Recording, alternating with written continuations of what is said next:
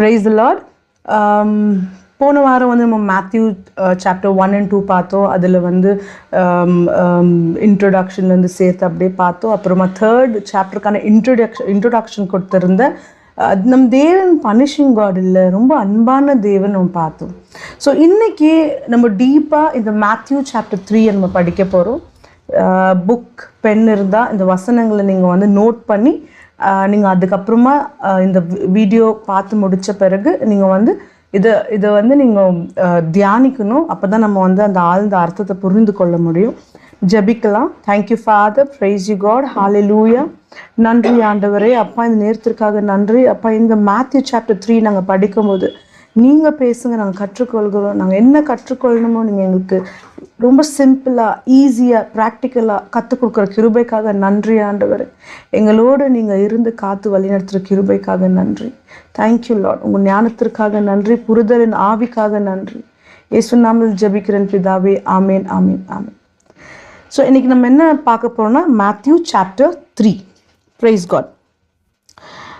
இங்கே வந்து நம்ம என்ன பார்க்குறோன்னா கேரக்டர், அதாவது யாரெல்லாம் இந்த சாப்டரில் இருக்கிறாங்கன்னு சொன்னால் இயேசு, சன் ஆஃப் காட், அதுக்கப்புறமா யோவான் ஸ்நானகர், ஜெக்காரியா அண்ட் எலிசபெத்கான மகன் தான் யோவான் ஸ்நானகர். இவர் ஒரு ப்ராஃபிட். இவர் வந்து தேவனுடைய ப்ராஃபிட். இவரோட தேவனுடைய, அதாவது இயேசு வராருங்கிற அந்த அந்த வழியை ஆயத்தம் செய்கிற ஒரு கேரக்டர் இதில் இருக்குது. இவர் ஒரு profit. So he's preparing is way. So preparing the way for Jesus. John the Baptist is a profit and he is preparing the way for Jesus. இதுதான் அவருடைய வேலையாக இருக்குது. அப்புறமா நம்ம யாரை பார்க்குறோம்னா ஃபாரிசீஸ் அண்ட் சாடியூசீஸை பார்க்குறோம். அதாவது பரசியர்கள், சதுசியர்களை நம்ம பார்க்குறோம். இவங்க வந்து ஒரு ஜூவிஷ் லீடர்ஸ். இவங்க வந்து ஜூவிஷ் லீடர்ஸ் who oppose, அதாவது ஜான் த பேப்டிஸ்டோட டீச்சிங்கும் சரி, யோவான் ஸ்நானகரோட டீச்சிங்கும் சரி, அப்புறமா இயேசு வந்து கற்றுக் கொடுக்குற காரியங்களும் சரி, இவங்க வந்து எப்போவுமே அதுக்கு விரோதமாக இருக்கிற ஒருத்தர். அதாவது நாங்கள் தான் கரெக்டுன்னு ஒரு செல்ஃப் ரைச்சியஸில் எப்போவுமே சுய நீதியாக வாழ்கிறவங்க தான் இந்த ஃபாரிசீஸ் அண்ட் சாடியூசீஸ். இப்போ இங்கே அவுட்லைன் என்னன்னு பார்த்தோன்னா, ஜான் த பேப்டிஸ்ட் வந்து அதாவது ஒரு வனாந்தரத்தில் தான் அவருடைய வாழ்க்கையை நடத்துகிறாரு. Like he lives in the wilderness. And இங்கே மேத்யூ சாப்டர் 3 verses 2ல் இப்போ நம்ம 3வது அதிகாரத்தை பார்க்குறோம்.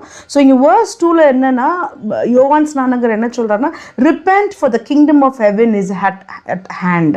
மனம் திருந்துங்கள், உங்கள் கர்த்தருடைய ராஜ்யம் சமீபமாக இருக்கிறது, உங்கள்கிட்ட இருக்குது, உங்கள் கையில் இருக்குது அப்படின்னு வசனம் சொல்லுது. அப்போ என்னன்னா, நம்ம ஒரு எக்ஸாம்பிள் பார்க்கல. எப்படின்னா, இப்போ நம்ம ஸ்கூல் படிக்கிற சமயத்தில் அசம்பிளிலெல்லாம் நின்று இருப்போம். அந்த அசம்பிளியில் நிற்கும்போது எல்லோரும் என்ன சொல்லுவோம், 1 arm distance அப்படின்னு சொல்லி இப்படி கை வச்சு நம்ம 1 arm distanceல நிற்குவோம். ஸோ அப்போ என்னென்னா, நம்ம இயேசு அங்கே பிறந்திருப்பார். அங்கே தான் பக்கத்தில் இருக்காரு யோவான் ஸ்நானகர். இப்போ வந்து இயேசு வந்து கர்த்தருடைய ராஜ்யம், இயேசு கிறிஸ்து தான் கர்த்தருடைய ராஜ்யம். அப்போ அந்த கர்த்தருடைய ராஜ்யம் எங்கேயுமே இல்லை, உங்கள் கை கெட்டுற அளவுக்கு தான் இருக்கிறாருங்கிறது தான் அர்த்தம். Repent, the kingdom of God is at hand. அதாவது மனம் திருந்துங்கள், கர்த்தருடைய ராஜ்யம் சமீபமாக இருக்குது, அதாவது கிட்ட தான் இருக்குது அப்படின்றார்.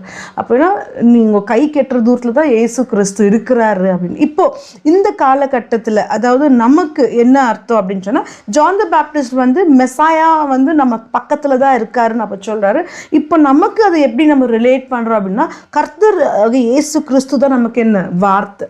அப்போ வார்த்தை தான் இயேசு கிறிஸ்து, இயேசு கிறிஸ்து தான் வார்த்தை. அப்போ இந்த வார்த்தை எங்கேயுமே இல்லை, இஸ் அட் யுவர் ஹேண்ட், நம்ம கையில் தான் இருக்குது. கர்த்தருடைய ராஜ்யங்கிற இயேசு கிறிஸ்துங்கிற வார்த்தை நம்ம கையில் தான் இருக்குது. அதுதான் இதுக்கான அர்த்தம். Praise God. இப்போ வந்து நம்ம என்ன பார்ப்போம்னா, 3வது அதிகாரம் மத்தேயு 3வது அதிகாரம் 7வது வசனத்தில் நம்ம படிக்கலாம்.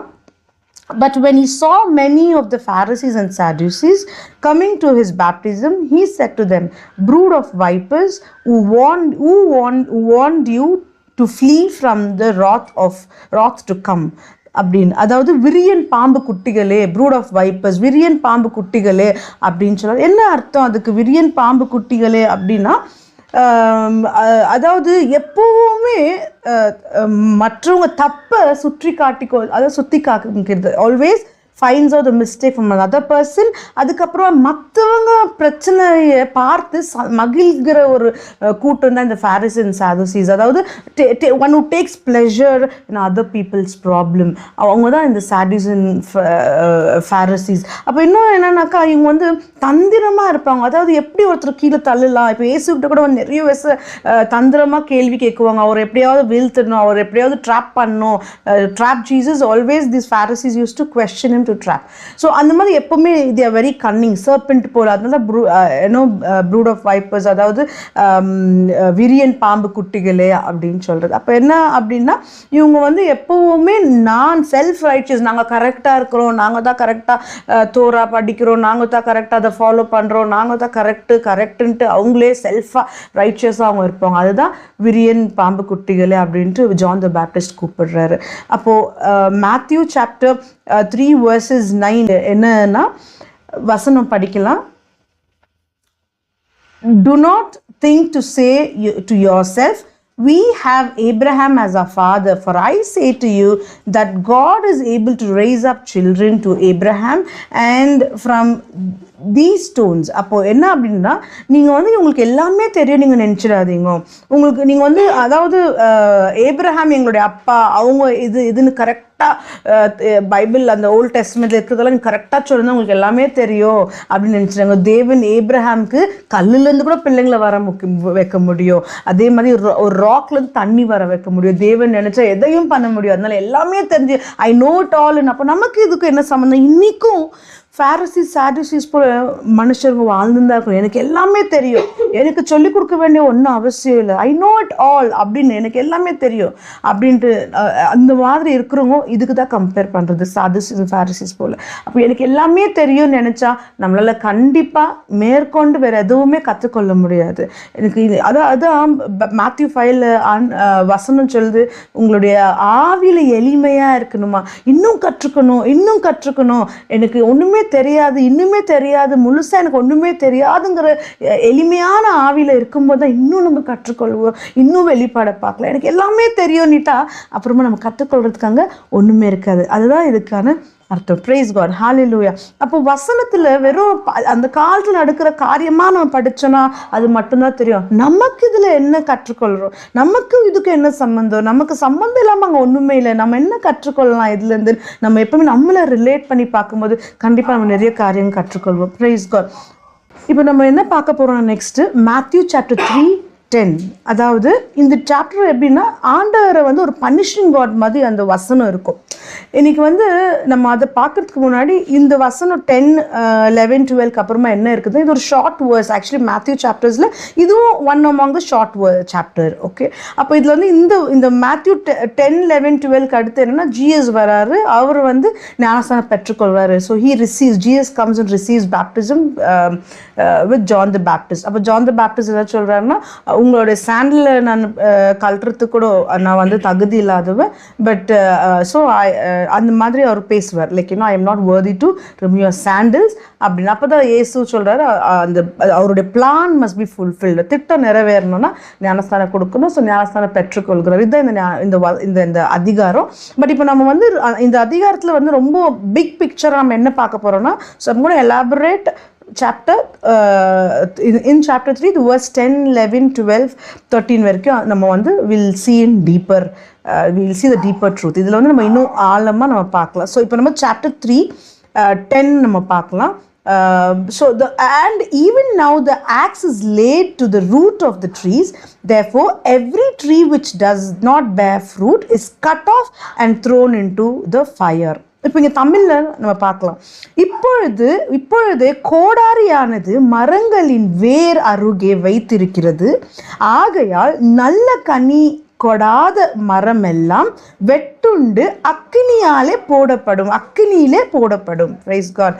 ஸோ அப்போ என்ன இதில் அர்த்தம் என்ன இருக்குதுன்னா, ஒரு ஆக்ஸ் வந்து வைத்திருக்குது, அதாவது ஒரு ஆக்ஸ்னு ரூட்டுக்கிட்ட மரத்தின் வேர்கிட்ட வச்சிருக்காங்க.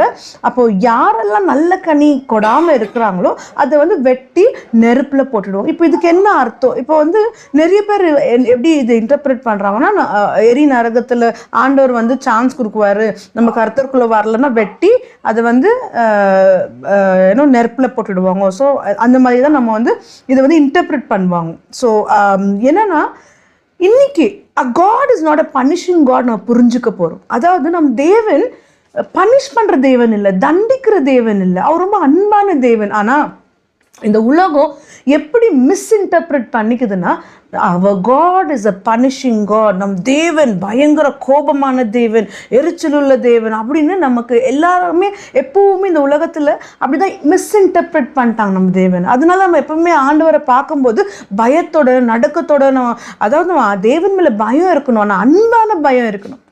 இது நம்ம பனிஷ் ஆகிடுவோமே, பனிஷ் பண்ணிடுவாங்களே, நம்ம வந்து பனிஷ்மெண்ட்டில் விழுந்துருவோமே அப்படின்னு நம்ம பயந்து நம்ம வந்து தேவனை பார்க்கக்கூடாது. So is not a punishing God. அதுதான் நம்ம இங்கே ரொம்ப கிளியராக பார்க்க போகிறோம். அப்போ இங்கே என்ன இருக்குது,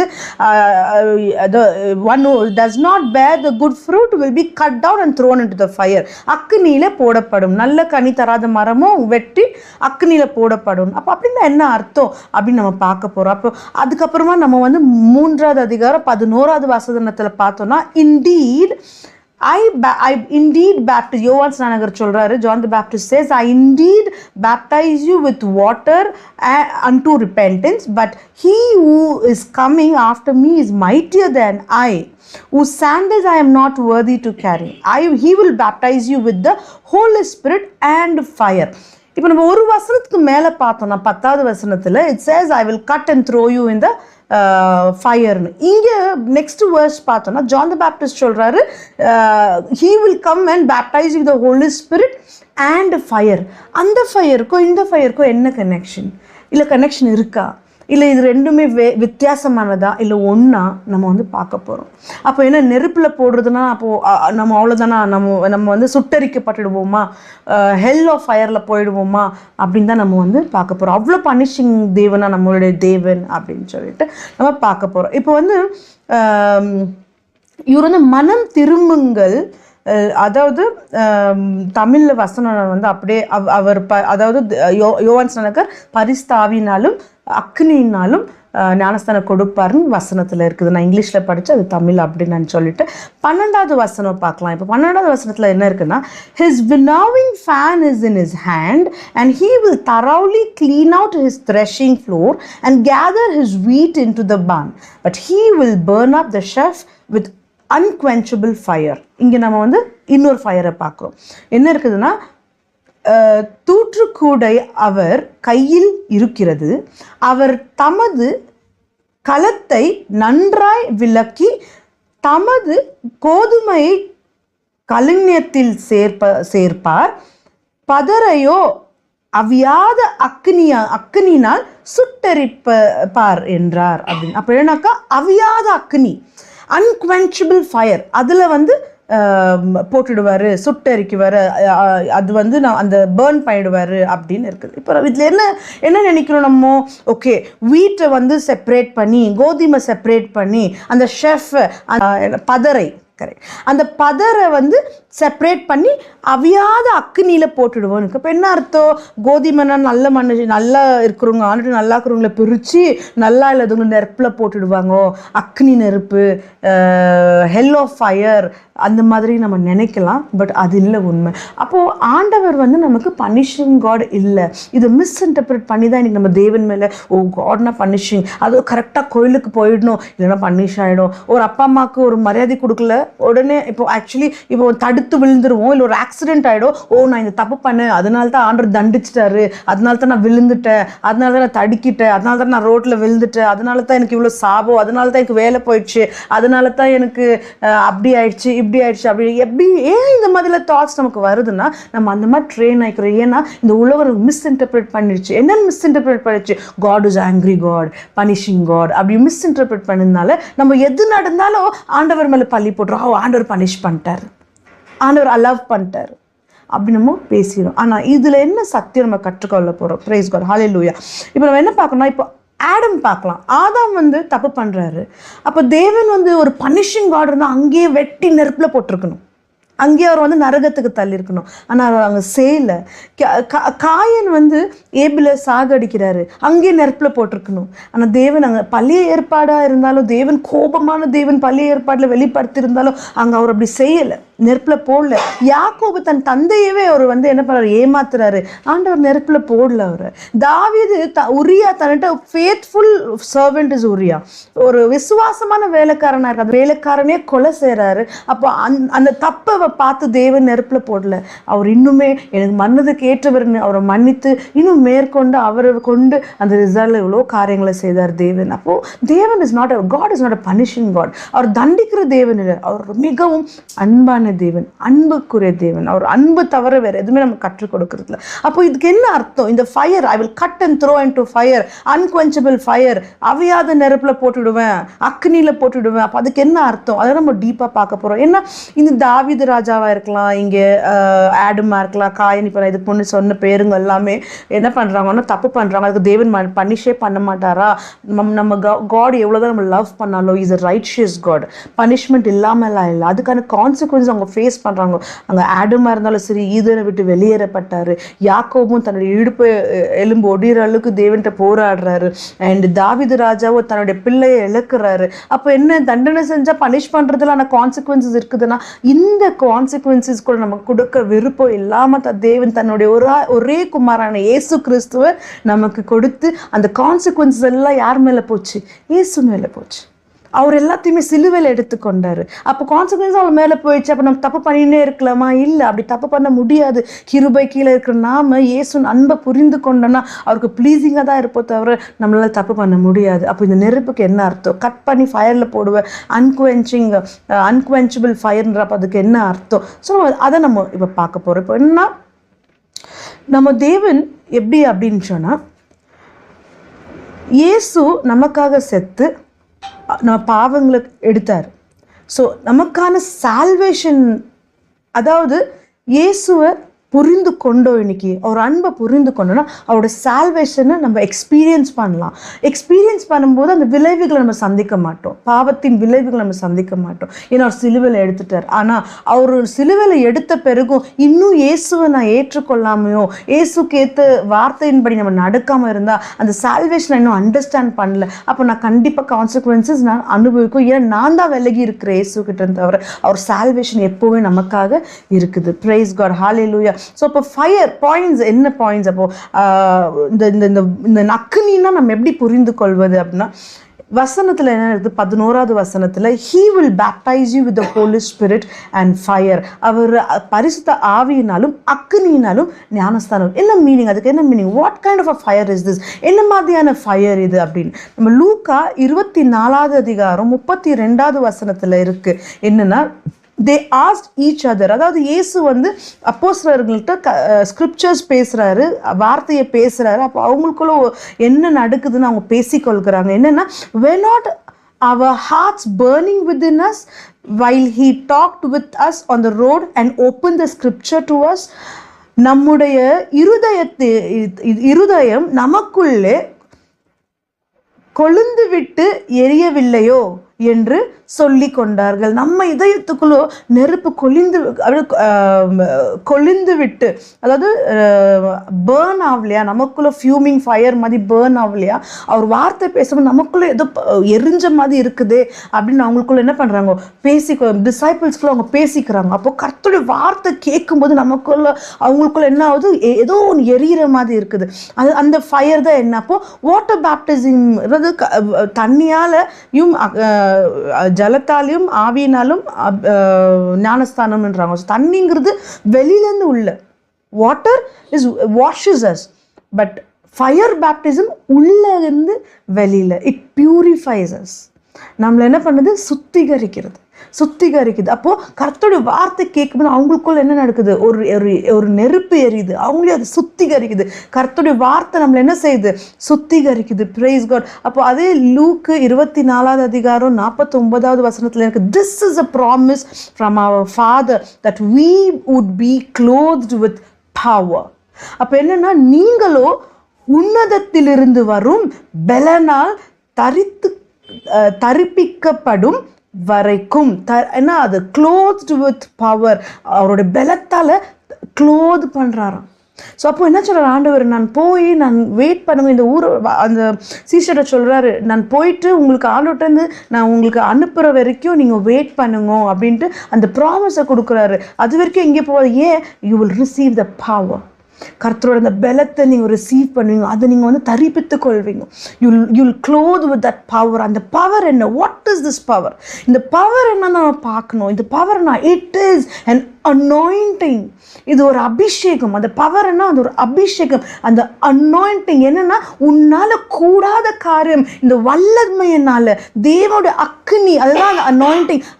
அது நமக்குள்ள இருக்கும்போது நமக்கு முடியாத காரியங்களையும் முடிய செய்கிறது தான் அந்த பவர், அந்த வல்லமை. நமக்கு முடியாத which you cannot do anything on your own, you can do it with the power that God has clothed us with, the anointing, the power. அவரோட அபிஷேகம், அந்த வல்லமையால் நம்மளை தரிப்பித்து இருக்கிறாரு.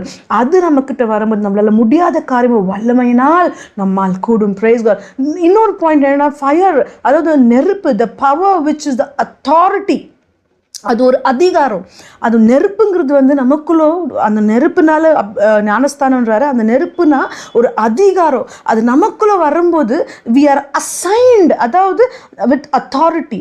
the authority is assigned to us. நமக்காக கொடுத்திருக்கிற அந்த அதிகாரம், அந்த அதிகாரத்தினால நம்ம என்ன செய்ய முடியும்? we can drive out spirit, heal the sick.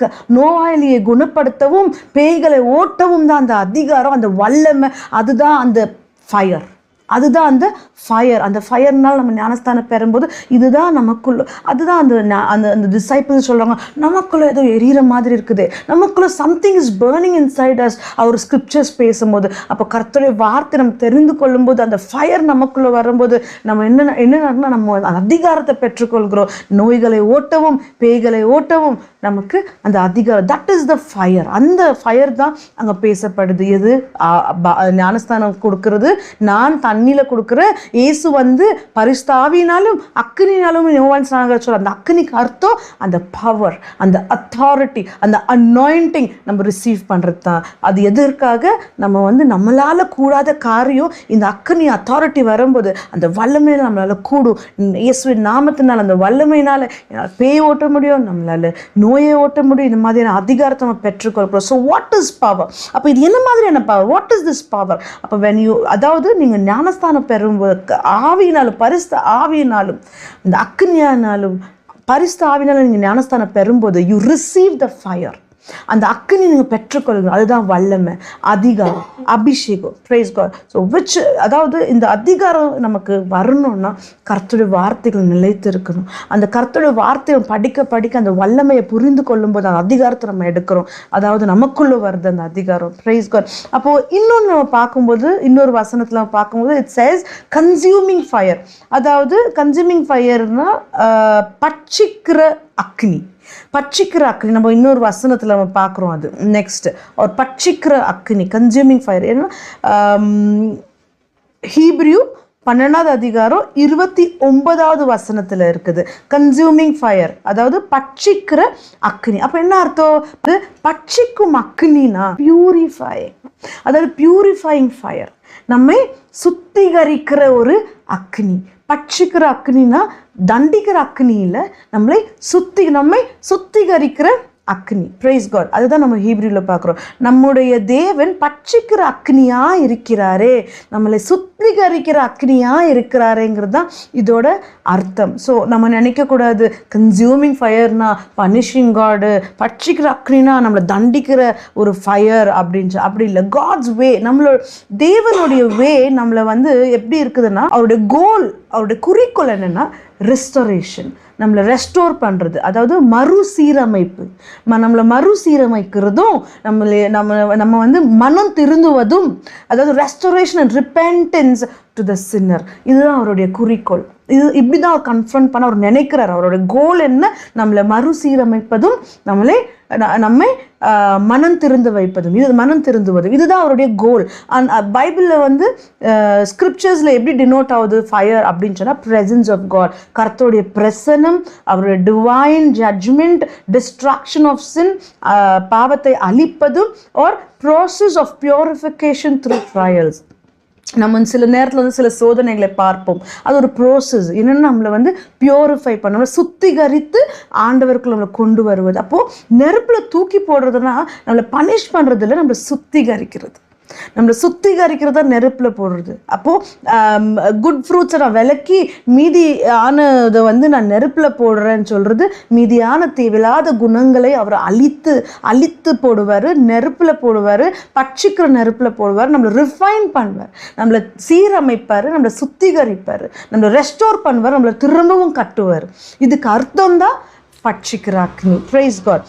அப்போ வந்து யாத்திரை ஆகமம் 3வது அதிகாரம் 2வது வசனத்தில் நம்ம என்ன பார்க்குறோம்னா, அங்கே கர்த்தருடைய தூதனானவர் ஒரு முட்செடியின் நடுவிலிருந்து உண்டான அக்கினி ஜுவாலையிலே நின்று அவனுக்கு தரிசனமானார். அப்பொழுது அவன் உற்று பார்த்தான். முட்செடி அக்கினியால் ஜுவாலித்து எரிந்ததும் அது வெந்து போகாமல் இருந்தது அப்படின்னு நம்ம இந்த ஒரு வசனத்தை பார்க்குறோம். இங்கிலீஷில் there the angel of the Lord appeared to him in the blazing fire from within a bush. Moses saw the bush ablaze with fire, but it was not consumed. There the angel of the Lord appeared to him in flames of fire from within a bush. Moses saw that though the bush was on fire, it did not burn up. அப்போ என்னன்னா, Moses வந்து அங்கே வரும்போது அங்கே ஒரு முட்செடியில் நெருப்பை கொழுந்து விட்டு எரிந்து கொண்டு இருக்கிறது. அங்கத்துலேருந்து ஒரு தூதருடைய சத்தம் கேட்குது, மோசஸ் மோசன். அப்போ இவர் என்ன பார்க்குறாங்கன்னா, ஒரு ஆச்சரியமாக பார்க்குறாரு, என்னடா இது, இங்கே அந்த முட்செடி வந்து எரிஞ்சுன்னு இருக்குது, ஆனால் கன்சியூமே பண்ணலையே, முட்செடி அந்த ஆஷ் அந்த என்ன சொல்கிறது அழிந்து போகலையே, சாம்பல் ஆகாம அப்படியே நிற்குது அப்படின்னு அவர் பார்க்குறாரு. அப்போ அங்கே என்ன வார்த்தைக்குன்னா, அவர் உற்று பார்க்கிறார். மோசஸ் அங்கே உற்று பார்க்கிறார். என்ன பார்க்குறாரு, அதாவது நெருப்பு கன்சியூம் ஆகலையே, நெருப்பு வந்து என்ன, அதாவது அக்னி ஜுவாலை எரிந்து கொண்டே இருக்குது, ஆனால் வெந்து போகாமல் இருக்கிறது, அந்த முட்செடி வெந்து போகாமல் இருக்கிறது. தேவனுடைய அக்னி எப்படின்னா கன்சியூம் என்ன பண்ணுன்னா, தேவையில்லாத காரியங்களை தான் கன்சியூம் பண்ணும், நம்மக்கிட்டேருந்து தேவையில்லாத பாவ வழிகளை கன்சியூம் பண்ணும், தேவையில்லாத குணாதிசயங்களை கன்சியூம் பண்ணும். ஆனால் அந்த முட்செடி கன்சியூம் ஆகல. அந்த முட்செடி அப்படியே இருந்தது, வெறும் நெருப்பு எரிவிட பார்க்குற முட்செடி. அதே மாதிரி நமக்குள்ள இருக்கிற என்ன மாதிரியான முள்ளான காரியங்களாக இருந்தாலும் அந்த காரியம் தான் கன்சியூம் ஆகும், தவிர நெருப்பு எரிகிற மாதிரி இருக்கலாம், ஆனால் அது வெந்து போகாது. அப்போ நமக்குள்ள ஆண்டவர் வந்து அது நம்ம உற்று பார்க்கிறார், நம்ம பார்க்குறோம். நம்மளும் கர்த்தரோட வார்த்தையை நம்ம உற்று பார்த்தோம்னா, கர்த்தருடைய வார்த்தையை நம்ம உற்று பார்க்கும்போது நமக்கிட்ட இருக்கிற எல்லா காரியங்களும் தேவையில்லாதது, கர்த்தருக்கு விரோதமானது, என் வாழ்க்கையை அழிக்கக்கூடிய காரியங்கள், எனக்கு விரோதமான காரியங்களை தேவன் இந்த பட்சிக்கும் நெருப்பினால், அக்னியினால், இந்த ஜுவாலையினால் அவர் என்ன பண்றாரு, அதை அழித்து போடுகிறார். நமக்கிட்ட தேவையில்லாத காரியங்களை எடுத்து போடுறாரு, அழிச்சு போடுறாரு. அதுதான் ரிஃபைனிங், அதுதான் அமைப்பது ரிஃபைனிங். நம்மளை வந்து என்ன பண்ணுறாரு, பியூரிஃபை பண்ணுறாரு, நம்மளை பியூரிஃபை பண்ணுறாரு. ஆண்டவர் என்ன வெட்ட மாட்டார், எனக்குள்ளே இருக்கிற தேவையில்லாத காரியத்தை வெட்டுவார். அதாவது அவர் என்ன பார்க்கல, எனக்குள்ளே இருக்க தேவையில்லாத காரியத்தை பார்க்குறாரு.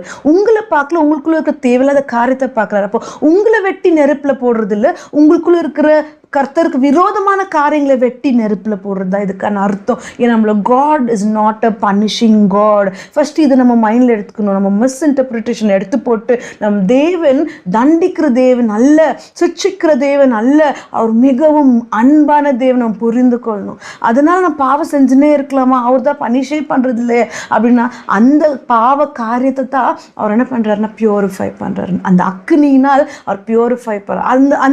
அந்த காரியங்களை நம்ம ஃபேஸ் பண்ணலாம். அதாவது நம்ம அந்த ப்ராசஸ்க்குள்ளே போகலாம். இப்போ ஒரு கோல்டு அந்த ஃபயரில் போனால் சுட்டெரிக்கப்படுது, ஆனால் அது வெளியில் வரும்போது நல்ல ஷேப். அப்போ நம்மளும் அந்த அக்னியில் போடப்படும்போது சுட்டெரிக்கப்படுவோம், ஆனால் வெளியில் பியூரிஃபைடாக வருவோம், தவிர அழிந்து போக மாட்டோம். பிரைஸ் காட், ஹalleluya. சுத்திகரிப்பு ஆண்டவர் நம்மகிட்ட எதுக்கு நம்மகிட்ட இந்த மாதிரியான அக்னி ஜாலினை கொடுக்குறாருன்னா, சுத்திகரிப்பு, மறுசீரமைப்பு, மனம் திருந்துதல்.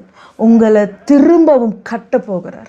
அதுக்காக தான் இந்த அக்கினி ஜுவாலை. Praise God. 10வது வசனத்தில் நம்ம பார்க்கலாம். இப்போது நம்ம வந்து இதுக்கு முன்னாடி ஒரு வசனம் பார்த்துட்டு தான் இதை நம்ம பார்த்தோம். இப்போ நம்ம 10வது வசனத்தில் நம்ம எக்ஸ்பிளனேஷன் பார்க்கலாம். Now the axe is laid to the root of the trees, therefore every tree which does not bear good fruit is cut down and thrown into the fire. இப்பொழுது கோடாரியானது மரங்களின் வேர் அருகே வைத்திருக்கிறது, ஆகையால் நல்ல கனி கொடாத மரமெல்லாம் வெட்டுண்டு அக்கினியில போடப்படும்.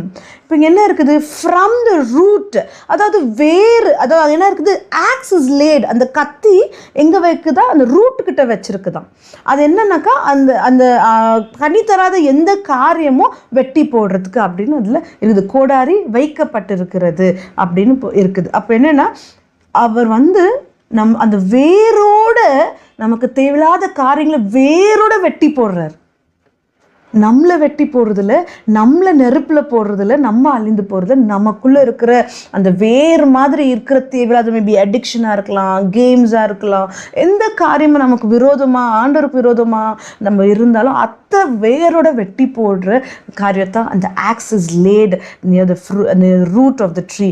அதுக்கான ஒரு வசனம் வந்து ஹீப்ரியூ 4:12 பார்க்கலாம். ஹெபிரியர் 4வது அதிகாரம் 12வது வசனத்தில் the word of God is living and powerful and sharper than any two-edged sword. இங்க என்ன பார்க்குறோம்? ஆக்ஸ். இங்க என்ன பார்க்குறோம்? ஸ்வோர்டு, கோடாரி. இங்க என்ன இருக்குது? தமிழ் என்ன இருக்குதுன்னா பட்டயம். அப்போ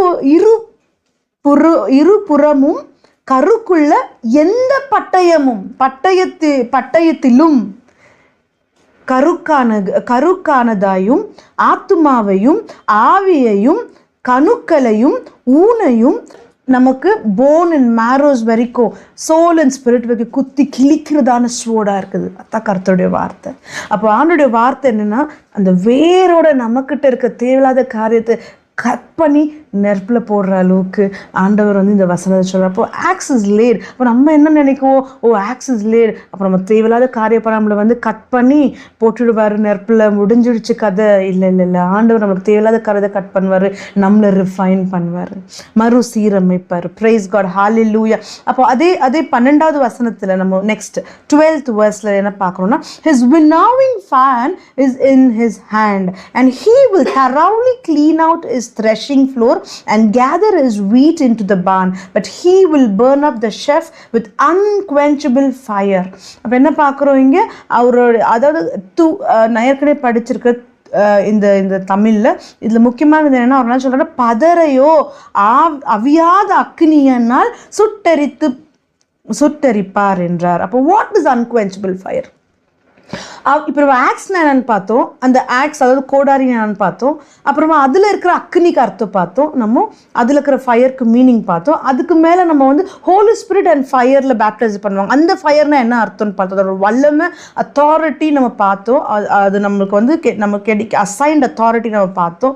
அது ஒரு அதிகாரம் நமக்கு ஆண்டவர் கொடுத்துருக்காரு, வல்லமை நமக்குள்ளே கொடுத்துருக்காரு, அபிஷேகம் நமக்குள்ளே கொடுத்துருக்காரு நம்ம பார்த்தோம். இப்போ நெக்ஸ்ட் நம்ம பார்க்க போகிறதுனா அவியாத அக்னி அப்படின்னா என்ன அர்த்தம்? அவியாத அக்னியால் போடப்படும் கோதுமணியை பிரித்து அந்த பதரை வந்து அவியாத அக்னியில் போடப்படும் அப்படின்னா, அந்த அவியாத அக்னினா என்ன? திரும்பவும் அதாவது கோதுமையை நல்ல ஜனத்தை பிரித்து நல்லா இல்லை பாவத்தில் இருக்கிற ஜனத்தை அப்படியே அவியாத அக்னியில் போடப்படும் அப்படின்னு அர்த்தமா? அதாவது ஜட்ஜ்மெண்ட்டாக அந்த மாதிரி பனிஷிங் காட் நம்ம தேவன் இல்லைன்னு நான் சொல்லியிருக்கிறேன். அப்போ என்ன அர்த்தம்னா இதில் இட் இஸ் இட்டர்னல் ஃபயர், அதாவது நித்தியமான அவ்வியாத அக்னினா நித்தியமாக எரிந்து கொண்டிருக்கிற அக்னி. அது அப்போது நித்திய அக்னி. கர்த்தருடைய வார்த்தை வந்து நித்தியமாக இருக்கிற ஒரு அக்னி. Praise God. அப்போது அவருடைய பியூரிஃபைங் ஃபயர் இஸ் இட்டர்னல். அவருடைய நித்தியமான படுத்துகிற அந்த அக்னி நித்தியமானது, சீரமைக்கப்படுத்துறதுக்கான அந்த அக்னி தான் நித்தியமானது. Praise God. அண்ட் அவர் என்ன பண்ணுவார்னா, he will always keep purifying. நீங்கள் ஒப்பு கொடுத்து ஆண்டருக்குள்ளே நீங்கள் வர வரைக்கும் உங்களை அந்த ஃபயருக்குள்ளே எடுத்துன்னு போய் ரிஃபைன் பண்ணி பியூரிஃபை பண்ணி உங்களை ஒரு நல்ல ஷேப்பாக வெளியே எடுத்துகிட்டு வர வரைக்கும் அந்த அக்னி ஓயவே ஓயாது. அது அவியாத அக்னி, அது அமையாது. Praise God. அப்போது என்னன்னா காட்ஸ் ட்ரூத், அதாவது தேவனுடைய சத்தியம், ரியாலிட்டி இந்த உலகத்துக்கு ஒத்து போகிறதில்ல. இட்ஸ் என்னன்னா டிஸ்அக்ரிமெண்ட்.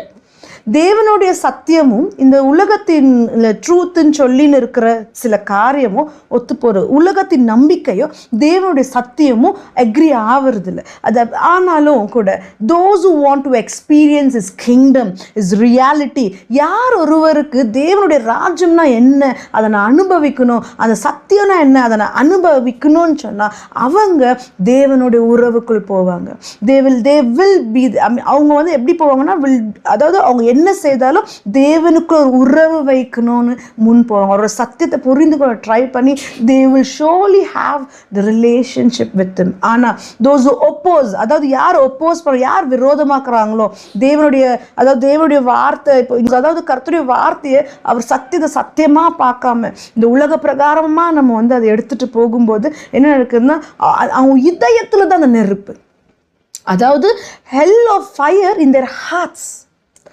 நீ நரகத்துக்கு போய் வெளுகணும்னு இல்லை, நம்ம இதயத்திலேயே அந்த ஹெல் ஆஃப் ஃபயர் இருக்குது. எப்படின்னா அப்போ தான் நம்ம என்ன பண்ணுறோம், குற்ற உணர்ச்சி, கில்ட், கண்டம்னேஷன், நமக்குள்ள அந்த கில்ட், நான் தப்பு பண்ணிட்டேனே, அப்படி பண்ணிட்டேனே, இப்படி பண்ணிட்டேனே, என்னால் இதில் வெளியே வர முடியாதுன்னு, இல்லை பாவத்துக்குள்ளே போய் என்னால் இதில் வெளியே வர முடியாது, சமாதானம் கெடுத்து அங்கே எப்பவுமே ஒரு கவலை, ஒரு பயம், அந்த ஒரு வேதனை, அப்போ சமாதானம் இல்லை. அப்போ இதெல்லாம் என்ன? இதெல்லாம் நம்ம சிரிச்சிக்கிறது, நம்மளே இதயத்தில் நம்ம வந்து அதுதான் ஃபயர், நம்ம இதயத்தில் எரிந்து கொண்டிருக்கிற ஃபயர், ஹெல் ஆஃப் ஃபயர். நம்மளே, அதாவது தேவன் வார்த்தைக்கு விரோதமாக இருக்கும்போது நம்ம இதயத்தில் அது நெருப்பு எரிந்து கொண்டு இருக்குது. அது நம்மளை சிரிச்சித்து கொண்டே இருக்குது, நம்மளே அதை அழித்து கொண்டு இருக்குது நமக்கே தெரியாமல். நம்ம நரகத்துக்கு போய் எரியணும்னு இல்லை, உயிரோடு இருக்கும்போதே நம்ம இதயத்தில் நிறைய காரியத்தில் நம்ம எரிந்து கொண்டு தான் இருக்கிறோம். அது நமக்கு எப்படி இருக்குதுன்னா இட் பேர்ன்ஸ் அப் அவர் ஸ்கின்ன்றாங்க இல்லையா, அந்த ஸ்கின்னை எரிச்சா எப்படி இருக்கும், அந்த இப்போ ஒரு நெருப்பு பட்டு நமக்கு எரிஞ்சுனே இருந்தால் இந்த ஸ்கின் எப்படி இருக்குமோ அப்படி தான் அந்த இதயம் இருக்கும். That is called fire. அதாவது சிரிச்சிக்கிற ஃபயர் ஐம் டாக்கிங் அபவுட். அதாவது நம்மளை தண்டிக்கிற ஃபயர், நம்மளை நாமே தண்டிச்சுன்னு இருக்கிறோம். எப்படின்னா இந்த கில்ட்டில் தேவனுடைய பிரசனத்திலிருந்து வெளியே வந்து சாத்தா நமக்கு கொடுத்துருக்கிற இந்த குற்ற உணர்ச்சிகள், அதுக்கப்புறம் இந்த கண்டம்னேஷன், நம்மளோட சமாதானத்தை கெடுத்து, அப்போது அந்த காரியத்தை தேவன் நம்மளை சிரிச்சிக்கிறதுல நம்ம வழி கொடுத்துருக்குறோம். சாத்தான் நம்மளை சிரிச்சிக்கிறதுக்கு தேவன் நம்மளை எப்பவுமே அவருடைய அக்கினி நம்மளை வந்து சுத்திகரிக்கும், சீரமைக்கும், மனம் திருந்த வைக்கும், தவிர நம்மளை பனிஷ் பண்ணாது. பிரைஸ் காட், ஹalleluya.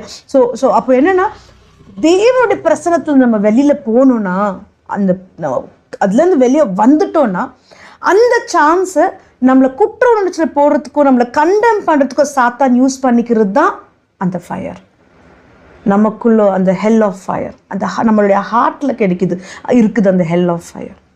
அப்போ என்னென்ன ஒரு லாஸ்ட்டாக ஒரு வசனம் நம்ம பார்க்கலாம். ஜக்காரியா 13வது அதிகாரம் 9வது வசனம். I will bring the 1/3 through the fire, will refine them as a silver is refined. பாருங்க, இந்த ஃபயருக்கு அர்த்தம் தான் நம்ம பேசின்னு இருக்கிறோம்.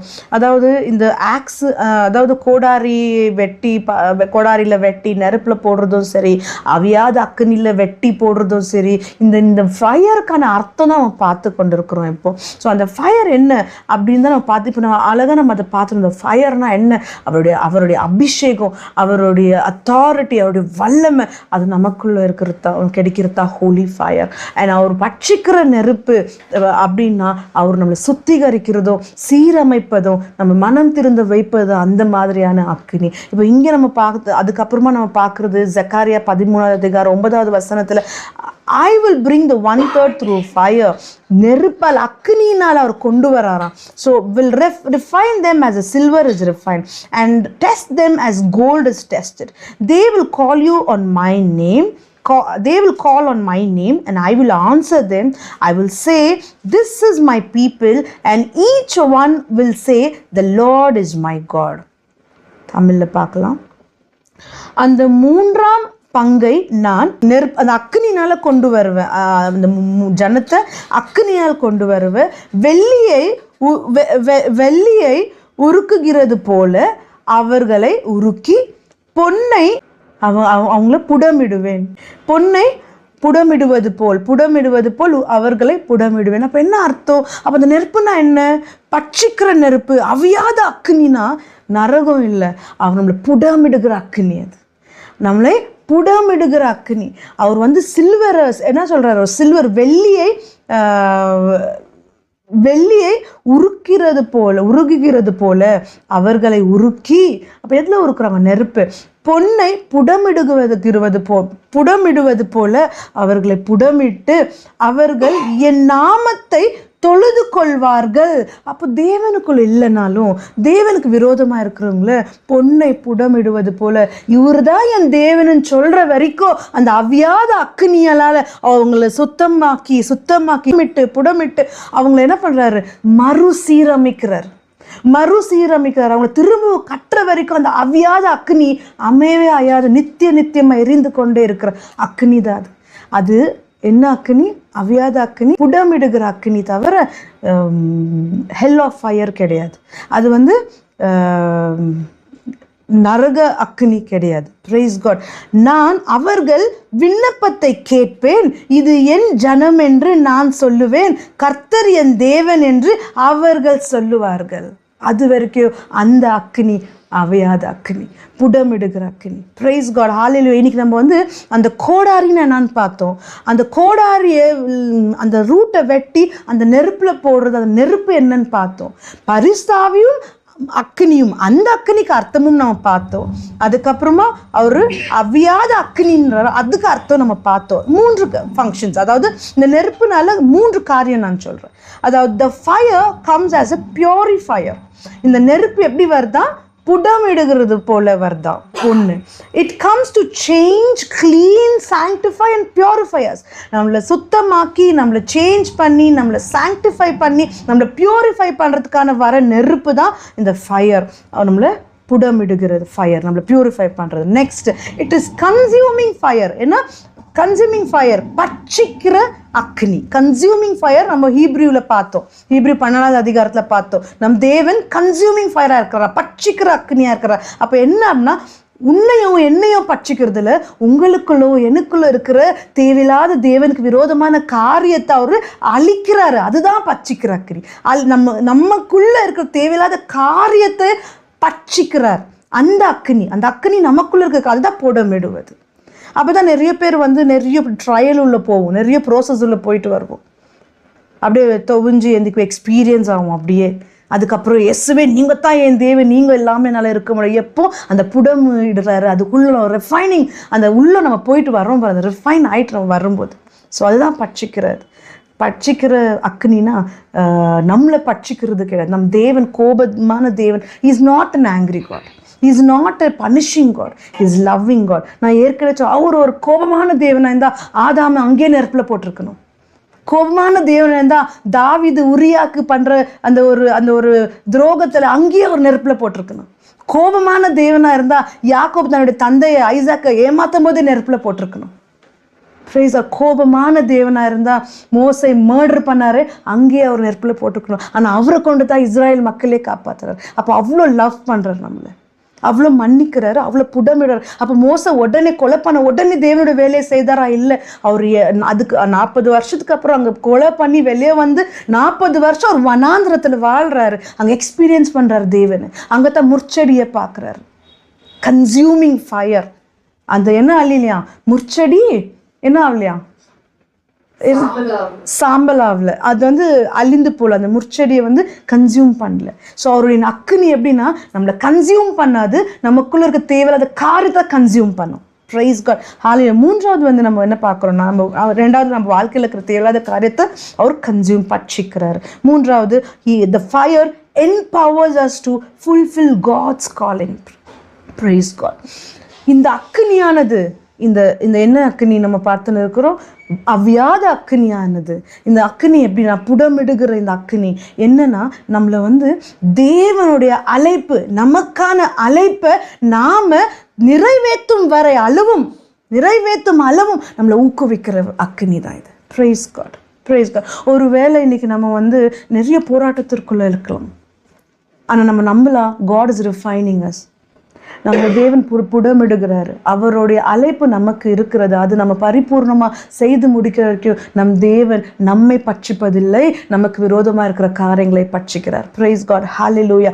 Our God is not a punishing God but a loving God. நம் தேவன் தண்டிக்கிற தேவன் அல்ல. இப்போ இந்த Matthew 3 நம்ம பார்த்தோம். இதுதான் முக்கியமான பிக்சர், பிக் பிக்சரை நான் பார்த்தேன். அதனால தான் நான் இதை பற்றி Matthew 3. ஸோ தேவன், அதாவது நம்ம 4வது அதிகாரத்தில் 17வது வசனத்தில் ஒன்று இருக்குது.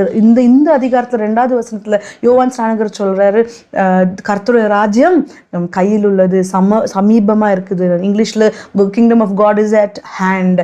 அதே வார்த்தை இயேசு 4வது அதிகாரத்தில் 17வது வசனத்தில் சொல்கிறாரு. அது நான் சொன்ன மாதிரி நமக்கு எப்படி இப்போ 1 arm டிஸ்டன்ஸில் நம்ம இப்படி நின்னாக்க ஒருத்தருக்கு ஒருத்தர் தொட முடியுமோ, ஜான் த பேப்டிஸ்ட் அதுதான் சொல்கிறாரு, நம்ம கைக்கிட்டே இருக்கிறார் இயேசு கிறிஸ்து, அவர் தான் ராஜ்யம்.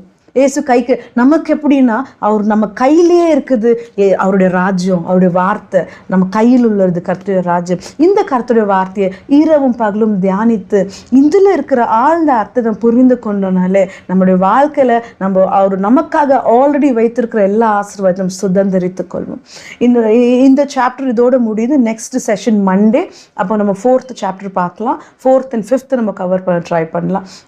Monday, Wednesday and Friday night 8 o'clock இந்த செஷன் ஆகுது. டைரெக்டாக ஜாயின் பண்ணிக்கிற விருப்பம் இருக்கிறவங்க இந்த டிஸ்கிரிப்ஷனில் கீழே லிங்க் கொடுக்கப்பட்டிருக்குது, நீங்கள் அதில் ஜாயின் பண்ணிக்கலாம். அண்ட் இதுக்கு முன்னாடி செஷன்ஸ் பார்க்காத இருந்தீங்கன்னா அதோட லிங்க்கும் டிஸ்கிரிப்ஷனில் இருக்குது. நீங்கள் எப்போ வேணுமோ அதை கிளிக் பண்ணி நீங்கள் பார்க்கலாம். ரெகுலராக இந்த வீடியோஸ் பாருங்கள், இன்னும் அநேக சத்தியங்கள் நம்ம புரிந்து தெரிந்து கொள்ளலாம். Praise God. ஜெபிக்கலாம். நன்றி ஆண்டவரே, தேங்க்யூ ஃபாதர், ப்ரைஸ் காட். அப்பா, இந்த நேரத்திற்காக நன்றி.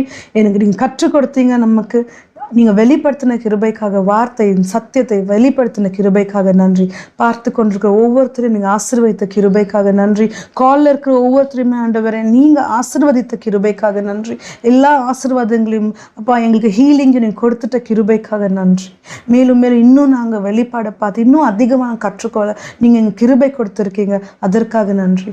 இயேசு நாமத்தில் ஜெபிக்கிறேன் பிதாவே. ஆமேன், ஆமேன், ஆமேன். Praise the Lord. தேங்க்யூ.